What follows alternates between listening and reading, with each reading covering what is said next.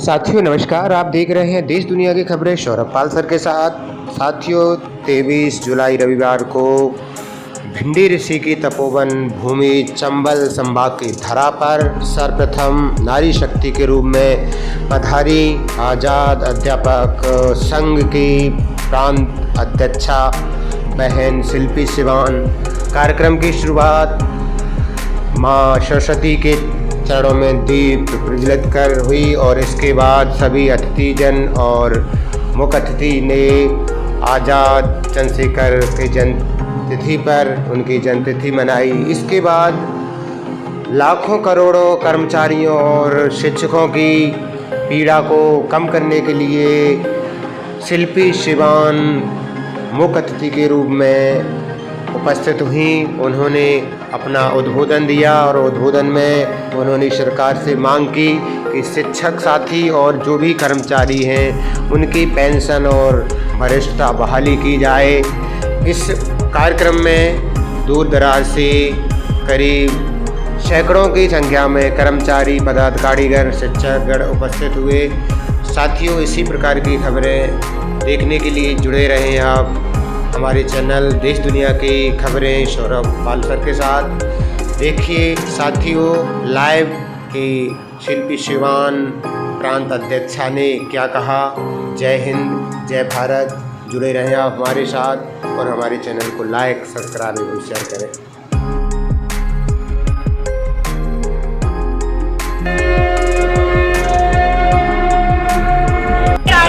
मैं वही शिल्पी सिवान हूँ जो अगर एक बार किसी चीज़ के लिए दृढ़ संकल्पित हो जाती है तो वह अपनी बात से अड़िग नहीं होती है।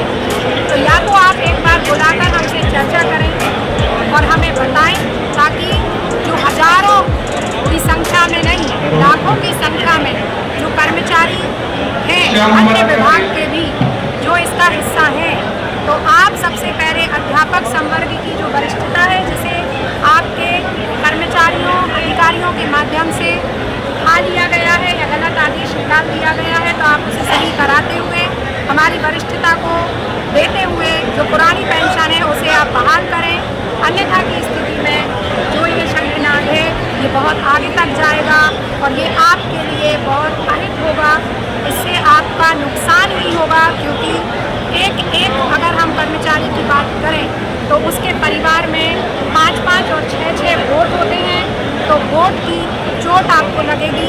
यदि इससे आपको बचना है तो जल्द से जल्द जो है रक्षाबंधन के पहले आपको निर्णय ले लें। अन्यथा की स्थिति में आज़ाद अध्यापक संघ अन्य संगठनों के साथ चर्चा करते हुए एक बृहद आंदोलन की रणनीति के साथ मैदान में आपने सरकार को रक्षाबंधन तक का अल्टीमेटम दिया हुआ है। अगर सरकार नहीं सुनती है आपकी तो रक्षाबंधन के बाद क्या रणनीति है? अगर रक्षाबंधन के बाद तक हमारी बात को नहीं माना जाता है तो हम जल्दी ही अन्य संगठनों के साथ चर्चा करके अन्य कर्मचारी संगठनों के साथ बात करके हम आंदोलन की ओर बढ़ेंगे। आपने कई वक्ताओं ने इस बात को भी कहा है कि जो पहले कांग्रेस जो है वो देखती रही और बीजेपी ने NPS लागू कर दी, तो क्या दोनों ही संगठनों का विरोध है, तो क्या इस बार किसी तीसरी पार्टी को वोट कर सकते हैं? बिल्कुल, यदि हमें ऐसा समझ में आएगा कर्मचारी हित जहाँ होगा, जो सरकार कर्मचारियों के हित के लिए आगे आएगी कर्मचारी अब उसकी तरफ जाएगा। क्योंकि शोषण होते होते 1 साल नहीं 2 साल नहीं इस सरकार को तो देखते देखते हुए हमें 20 साल हो चुके। कई सारे ऐसे कर्मचारी हैं जो इस साल या इससे पहले रिटायर हो चुके हैं, इन लोगों को क्या लाभ दिलाने वाले?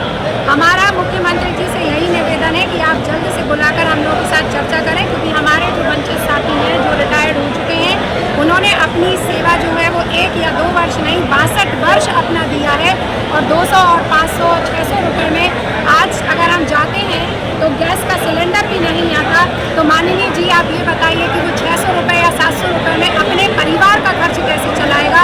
तो चूँकि वो भी इसी श्रेणी में आते हैं तो अगर हम सबको लाभ दिया जाता है तो उन्हें भी लाभ दिया जाए। कई सारे कर्मचारी ऐसे हैं जो आज इस कार्यक्रम में आना चाहते थे लेकिन ट्रेनिंग के चलते उनको वहाँ रोक दिया गया है। सुनने में ये भी आया है कि करीब 160 ऐसे कर्मचारी हैं जो इस समय ट्रेनिंग में हैं और उनको बोला गया कि अगर वो यहाँ आते हैं तो उनका 7 दिन का वेतन काटा जाएगा। तो यदि अगर इस तरीके की कोई बात है तो वो इसमें कोई उसकी बात नहीं है। उन्होंने वहाँ से भी अपना विरोध प्रदर्शित किया है और हमारी आवाज़ जो है वो उन तक पहुँची है।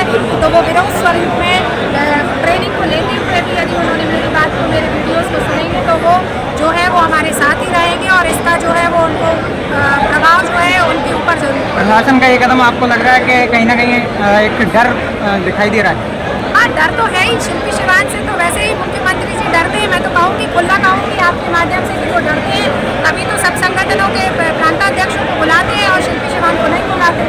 तो क्यों नहीं बुलाते शिल्पी शिवान को? उनसे क्यों नहीं बात करते? 5 साल हुए हैं आज मुझे, मैंने कितने आग्रह किए, कितने पत्र लिखे हैं, कितने उनको मेल किए हैं कि भाई साहब बुलाइए, और कोई इतनी बड़ी मैंने ऐसी कोई गलती नहीं की। और आंदोलन तो उन्होंने भी किए हैं, वो भी जब राजनीति में आए थे तो उन्होंने भी कई प्रकार के आंदोलन किए और इससे भी बढ़ के आंदोलन किए हैं। तो वो क्यों डर रहे हैं? एक महिला से डर रहे हैं, ये बड़ी दुख की बात है। एक क्रांतिकारी की जयंती, क्रांति की भूमि और एक क्रांति का आगाज, ये महज संयोग है या प्रयोग? नहीं, ये एक संयोग ही कहूँगी मैं इसको। और सबसे बड़ा संयोग मुझे आज ये लगा कि जब मैंने जैसे ही सुना कि चंबल की ये खूबी है या चंबल की ये बात है, तो मुझे याद आया कि चंबल नदी का उद्गम स्थल परशुराम की जन्मस्थली महू है और मैं महू की रहने वाली हूँ, मैं वहाँ की बहू हूँ। और यदि वहाँ सहज और सरल रूप में चंबल रहती है और यहाँ आके अगर वो एक विकराल रूप लेती है, एक कर्म वीरों की भूमि बन जाती है, ये चंबल नदी का पानी पीने के बाद अगर होता है, तो मैंने खुद महसूस किया है। तो ये एक संयोग है।